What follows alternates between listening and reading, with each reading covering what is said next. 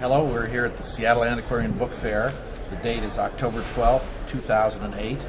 My name is Taylor Bowie, and I'm speaking with a bookseller from San Francisco named John Windle, a well-known person in our trade. Hello, John. Hello, Taylor. First of all, as we get started, tell us a little bit about your background and your family, where you were born, something about your schooling. Right. Well, I was born and raised in England, although my father was American and my mother was English. And so, like Winston Churchill, I have either the best of both worlds or the worst of both worlds, depending on how you look at it. I think Churchill once said we were two countries divided by a common language. I grew up in Hove, which was a very boring little town with almost nothing happening, in a family that had very little interest in books. For some reason I did, and I collected books from the age of 6 or 7 by acquiring book tokens from all of my relatives and family friends for Christmas and birthday, taking the book tokens down to the local bookshop, which was called Cumbridge's, and trading them in for Sir Walter Scott, who I was trying to complete in a small 12-mo red leatherette edition that I was especially proud of. From Walter Scott, I went on to Arthur Conan Doyle and the historical romances, and it wasn't until I was 10 or 11 and my godmother had given me my own bookplate, recognizing that this was clearly an obsession that would continue. She was a friend of Francis Mennell, the proprietor of the Nonesuch Press, and so they printed a magnificent bookplate for me that said, Ex Libris John Richard Windle, in beautiful Castella caps with printer's flowers all the way around it. Do you still have any of those book plates? You know, the irony is, Taylor, that at the time I probably had certainly several hundred books in my collection, every one of which had my bookplate in. And included in that collection was my collection of books on cricket, since I lived about 100 yards from the Sussex County cricket grounds, and I would go over every morning from the beginning of the season and stay there until dark. And many of the players would wander in and out, and I would get them to sign their books. An early collector. And I would put my bookplate in every one of those books. And to give you a reason why I have become a bookseller and surrounded myself with thousands and thousands of books ever since, I came back from the horrendous boarding school that I was bundled off to at an early age one summer to find that my mother had redecorated my sister's room and my room in Danish modern and had given all the books to the boys' club. From that day, that grim day in about 1957 to today, I have never found a book with my bookplate in it. That is extraordinary. It's heartbreaking. And very disappointing. Well, I hope whoever is watching this video, whenever they see it, will keep that in mind and see if we can turn some of them up. That would be great. Well, you touched a little on your horrendous boarding school experience. What about the rest of your early days of education? Well, I was very lucky in the sense that I was born with a natural ability to be good at exams. I'm not a particularly smart or outstandingly intelligent person, but I have an ability to pass an exam in my sleep, and so I had pretty much finished all my exams by the time I was 16 and had already decided that I didn't want to go to Oxford or Cambridge, which my parents were insisting on. And instead I went to university in France, at the University of Poitiers in Tours, where I studied because I really wanted to read Camus and Sartre and smoke Gauloise and hang out with French women and drink café, au lait and all that sort of thing. And then I came back from there and went to the University of Sussex, where I studied with David Datchus and a man called Cruikshank, who was a personal friend of Camus and Sartre's and so forth, and studied English and European literature. And of course by then I was writing deeply pessimistic poetry and tragic short plays in the Sartrean style, which I failed to find a publisher for, so I bought my own printing press, an Adana table press, 2 fonts of type and some handmade paper from a little place in London on Bleeding Heart Yard, and printed my own books. That was the only way I could get them printed, as was true of many a young writer much better than me. But that's how it started. Now, Do I detect that perhaps this somehow led you into interest in the book trade itself? Not at all. I had no interest in the really? book trade, and I didn't know anything about it. And what happened was that I was printing my little books, and my very first job, and only job outside of the book trade, was the job that got me to London, working for an insurance company.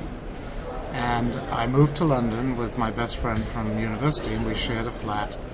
And at the end of the little street that we lived on in Islington, right near the Angel Islington, there was a bookshop, a new bookshop, and it was run by a lovely man called Hugh Crace, who was an old Etonian, very proper, good chap. And I wandered in one day and said, Hugh, I absolutely hate this insurance nonsense. I've been doing it for 4 weeks now and I can't stand it. Can I work for you? And he said, no. He said, there's absolutely no money in the book business. I can't afford you. But you might try working in an antiquarian bookshop. And there's this one called Bernard Quaritch down on Grafton Street. I'd start there. And I didn't realize at the time that he was joking. The chances of getting a job at Bernard Quaritch, which was undoubtedly the greatest rare bookshop in the world at the time, was so slim that nobody would even bother to go and try and get a job there.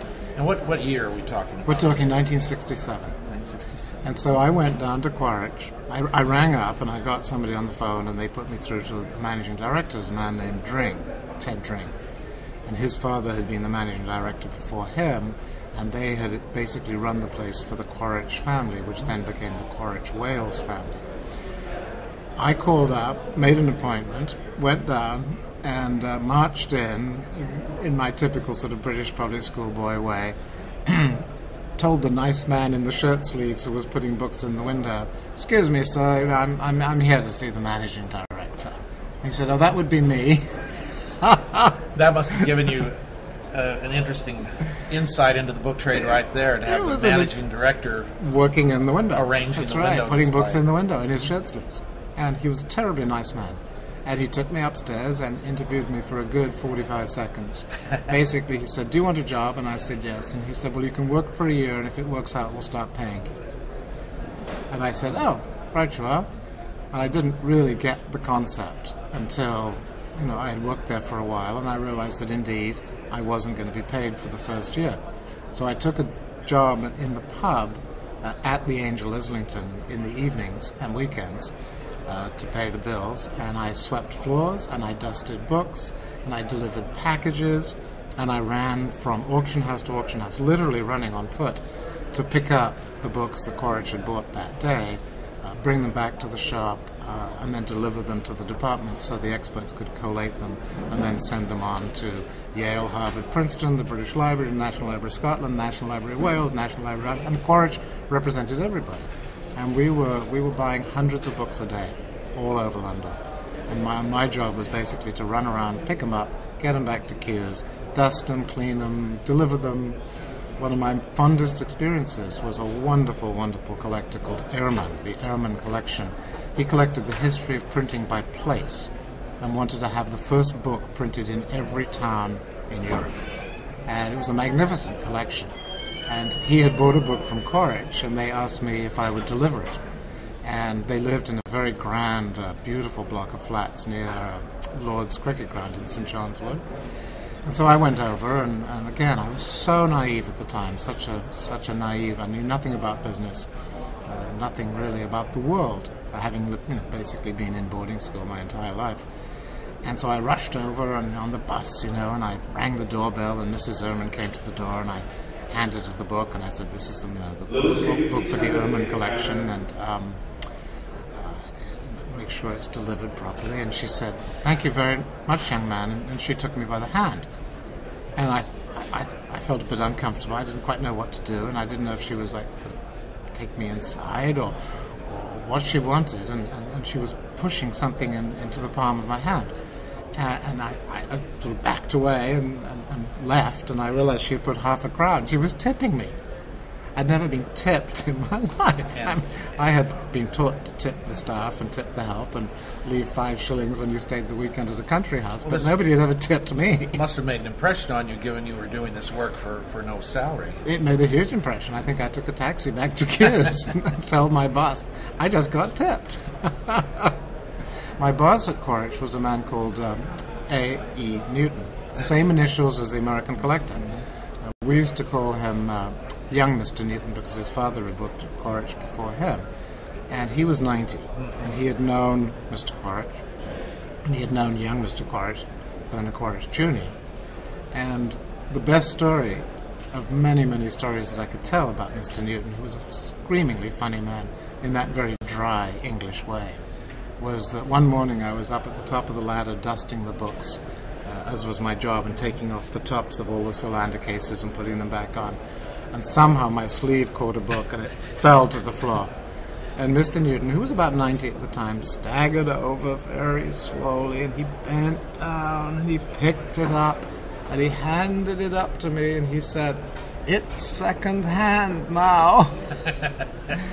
So by now I'd graduated to the ground floor, and I was working in the department that they called Modern First Editions, which was books after 1700. That was the terminology. That was the terminology. Now, were you still without salary at this No, point? no, a year had passed. A year had passed. I was now on salary, £8 a week, which was good because my flat cost me £3 a week. 45 Colebrook Row in Islington, which is now, you can't buy a house for under £1 million there. Then it was so cheap it was frightening. What year would that have been? That was 1967. I'd moved there. I moved to Colebrook Row with my friend Paul, and that's when I met Hugh Crace, who sent me down to Kews. And so by 68, I was a full-time employee at Quaritch's and sat at the front desk and got to greet the nice grey man in the suit who came in and said, "Good morning, I'm Paul Mellon, I'm here to see Mr. Dring," or "Good morning, I'm Lessing Rosenwald, I'm here to see Mr. Dring." "Good morning, I'm Raphael Esmiri, and I'm here to see Mr. Dring." All the great collectors of the world high-powered collectors came to Kews, and I met them all. How long did you stay with Quaritch? I stayed with Quaritch until 1970, and the reason I left was twofold. Firstly, I had met an American girl and married her, much too young, but it seemed like a good idea at the time. Usually does. And we decided to move back to America because she was not enjoying living in London that much. The other reason really was that I didn't see a future. My name didn't begin with a Q, and I looked at my immediate boss, who was under Mr. Newton, a man called Ian Hustwick, who was in his 40s when I was in my 20s, and I looked at what he was earning and how he was living, and I thought, do I really want to wait another 20 or 30 years to be like him? And I thought, no, I don't think so. Would you say that it would be fair to compare the English and American bookselling world and say that they're then and maybe even now is kind of a class consciousness, generational thing in the English book trade that we don't have here? Absolutely. It always was. And indeed, in the ABAA, the English Booksellers Association, there was quite overt sort of class, not warfare, but class discrimination, you might call it, where, a nice old Etonian who'd been to Eton and Oxford and ran a little book business would get into the ABA at once, whereas perhaps a chap who was a runner and decided to start his own business, coming up by his own bootstraps, would have to join one of the other associations like the PBFA or something. And that, in your circumstance, would have described you. Absolutely. I fell betwixt and between, and I wasn't fish or fowl. When you moved to the United States, where did you settle? Well, I was invited to come to the United States by David McGee, the great San Francisco bookseller and Englishman, who famously, when he walked into bookshops and people asked him what he was looking for, would say, "I've no idea, but I'll know it when I see it." And he said to me one day, he was prowling around Quaritch's, and he said to me one day, it would be a really good idea if you came and worked for me in San Francisco. And I thought, well, that sounds good, and my wife and I decided to move to America anyway. So we moved to San Francisco, and we went down to see nice Mr. McGee and his wife Dorothy, and they had martinis and cigarettes and a nice lunch, and we all got very drunk, and then he explained that he had just sold all his books to Brigham Young and really didn't have a job, but we could live upstairs until we found our feet, and there was that nice Mr. Howell down at John-Howell Books, and he had lots of employees. Go down and talk to him. So we had a long, boozy lunch, and we went down to see Mr. Howell in the afternoon. And by sheer luck, just like the day I walked into Quaritch and they were looking for somebody to sweep floors, I walked into Howell's, and his chief cataloger had just told him that she was pregnant and going to leave to have her baby, and he needed a cataloger. And I walked in, and coming from a background of Quaritch and knowing all the great collectors, and I'd met Howell a couple of times, he hired me on the spot. The funny thing was, he hired me, and his sidekick was this wonderful woman called Sally Zeiser, and she actually ran the shop. And he called out, he said, "Sally, we're hiring this young man. Put him on the payroll." And so I walked over to see Sally, and she said, "How much would you like me to put you down for salary?" And I said the biggest number I could think of. I said, "Well, I really need $375 a month." And she said, "Well, I think we can do that, so consider yourself hired." And so I went back to David McGee's shop, where Joy and I were living at the time, and said, "I've got a job, it's great, $375 a month." And she said, "That's fantastic." And we went out and we found this beautiful apartment on California Street, a tiny little one-bedroom apartment, and it was $375 a month. Interesting coincidence. So Joy went to work for a law firm, and that's how we survived. How long did you stay at the Howell firm? I worked for Howell from 71 to 74. So I was there 4 years, and I absolutely loved it. Warren was an extraordinary man. Not easy. No. He had, how shall I say, an imperiousness that was very off-putting to some people. It came from a deep insecurity. Absolutely. I've heard others say the same thing. Yeah. And it often was a bit of an act, too. It was an act. That he could turn off quite quickly. Yeah. And I would often be there late in the evening in the shop with him, and he would let his guard down, and he would tell me stories about trailing behind his father, carrying suitcases full of used Bibles, that his father would go around during the Depression giving talks on the history of the Bible, and Warren had to trail around behind him carrying these boxes full of Bibles that he could do the show and tell with the audience. Most people don't know that Warren Howell had to drop out of Stanford because his father couldn't pay the bills. Warren was very proud of having gone to Stanford, but he didn't tell many people that he didn't graduate. You're referring to John Howell, who was the founder of the... That's correct, John Warren's father. Mm-hmm. And in fact, Howell's was in such bad shape by 1940 that when Warren joined the Navy to do his bit for the World War II, he went to Bullock & Jones in Union Square to get his uniform, and they wouldn't give him credit. He couldn't get his uniform until he came up with the cash. And he told me that one night. He said it was the most embarrassing experience because he went to his father, and his father said, "I can't pay for your uniform." And Warren had to literally scrimp and save and borrow from friends. This is a man who, 30 years later was a member of the Pacific Union Club, the Bohemian Club, And a very sharp dresser. And a very sharp dresser. Always wore a suit, Monday through Friday. Always wore a blazer or a sports coat and a shirt and tie, button-down shirt and tie on Saturday. Yep. First suit I ever bought I referred to as my Warren Howell suit. That's right. You probably bought it at Bullock & Jones. I did not. Well, what led to your leaving the employ of Howell's? Warren and I basically had a male-to-male confrontation, and it was very unfortunate. And I regretted it at the time, and I regret it to this day. I took issue with something that he did,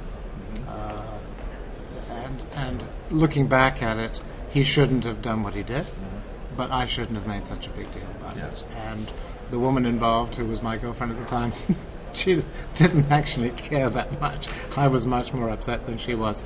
But it was Warren's way, and I stormed out in a fury and wrote him a very angry letter, and he tried to have me thrown out of the country, and we butted heads for a while, and I started my own business in my bedroom, dealing with one or two of Warren's customers whose phone numbers I could remember.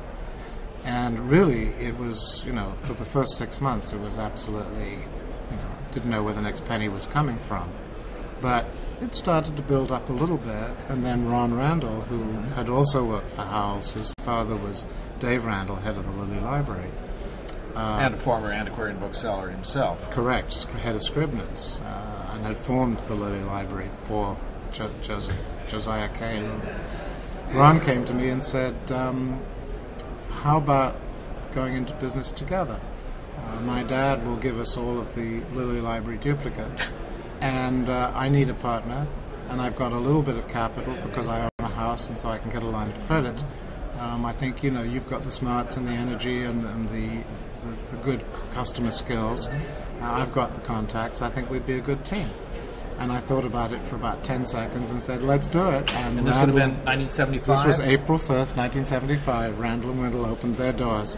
And to give you a hint of what it was like in those days, which has changed so much for young people these days, Ron and I opened our shop at 68 Post Street, 3 blocks from Warren's, and 2 blocks from Barney Rosenthal, and 2 blocks from the Brick Row Bookshop, and there were probably 4 or 5 other used and rare bookshops within 2 blocks. Oh, absolutely. Holmes Bookshop, the Old Bookshop, and so forth.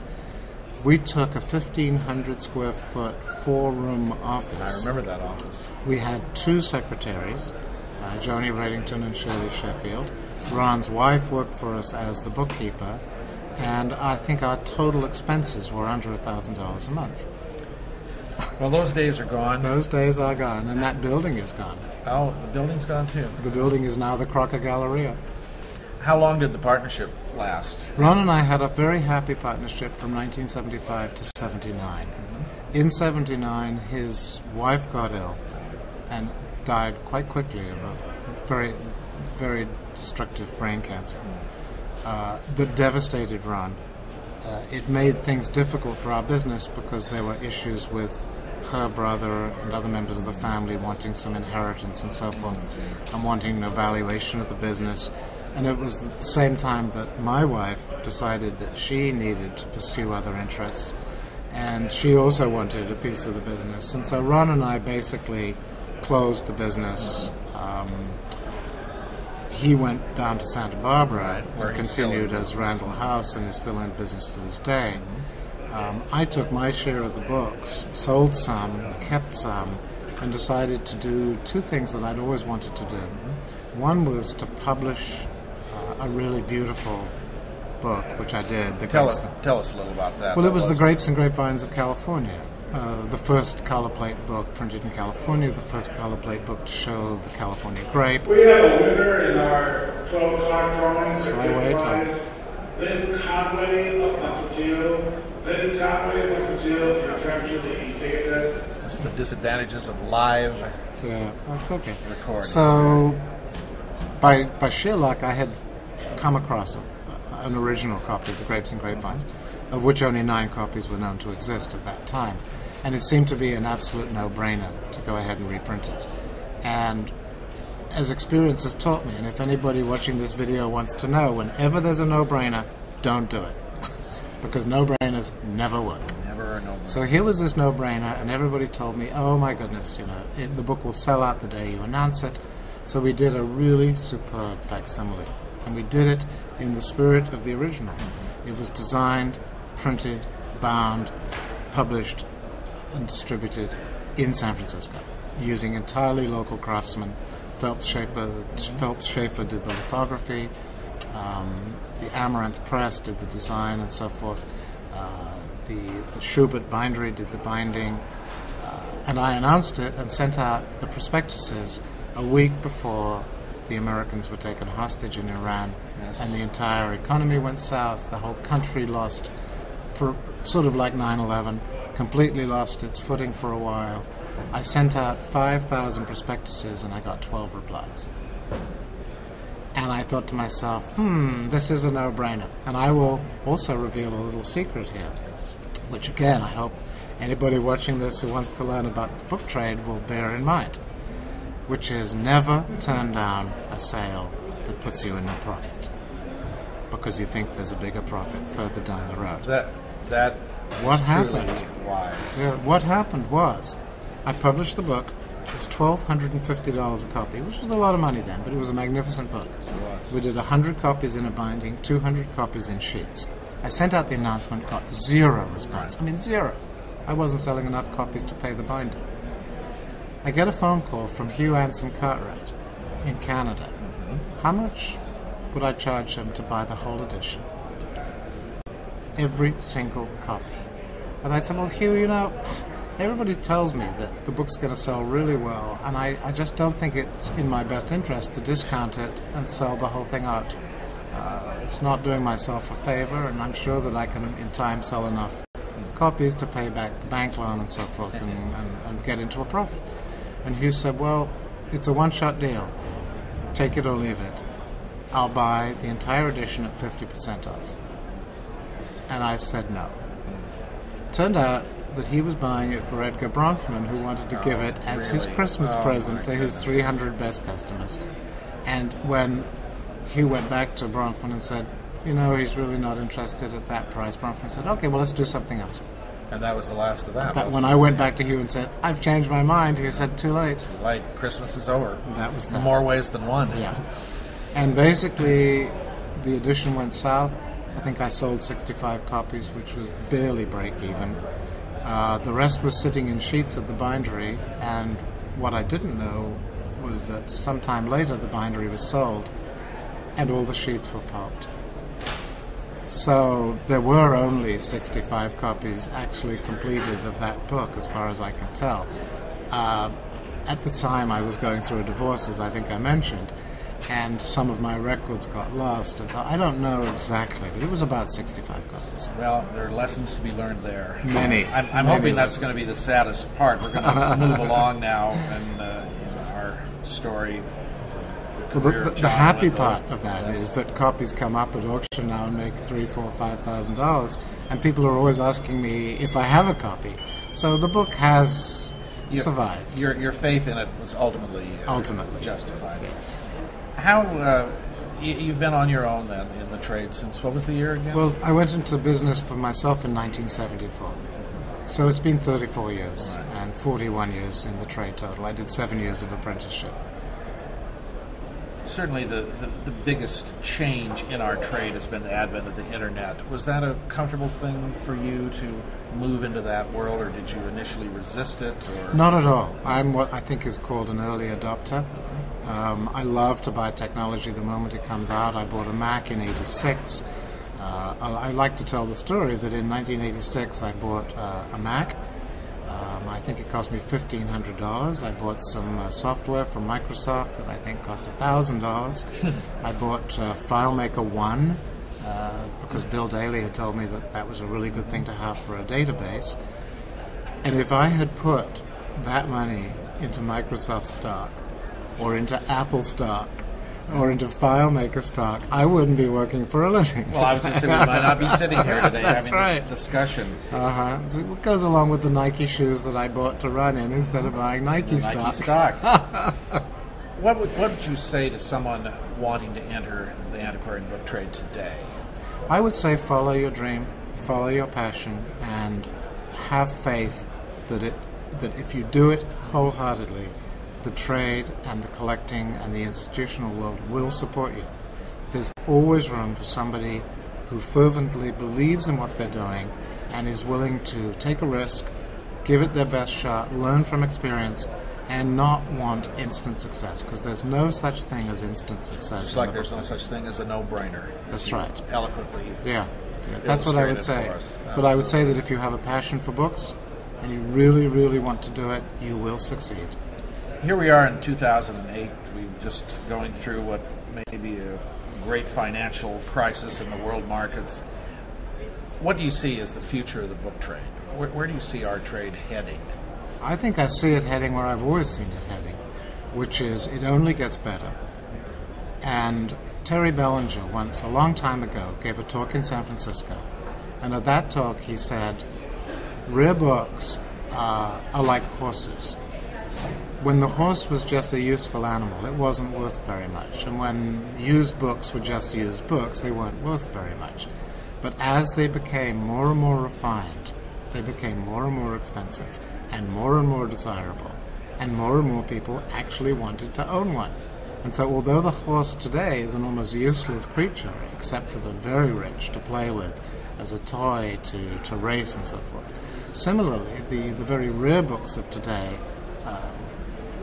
they have no intrinsic value. You can't swap them for a pint of bread and a pint of milk and a loaf of bread, but you can find, and there are always collectors looking for the great rarities, the important pieces of literature, of illustration, of book binding, of all the different book arts. A healthy future then for the book trade and for the book? Oh, absolutely. Absolutely. I have unbounded confidence in this trade. I started with nothing. I suspect I will end with nothing but a pile of books. And it's been a very happy ride the whole way along, and I wouldn't have had it go any other way. Thank you, John. Thank you, Taylor. My pleasure. It's been wonderful to hear your stories. Thank you.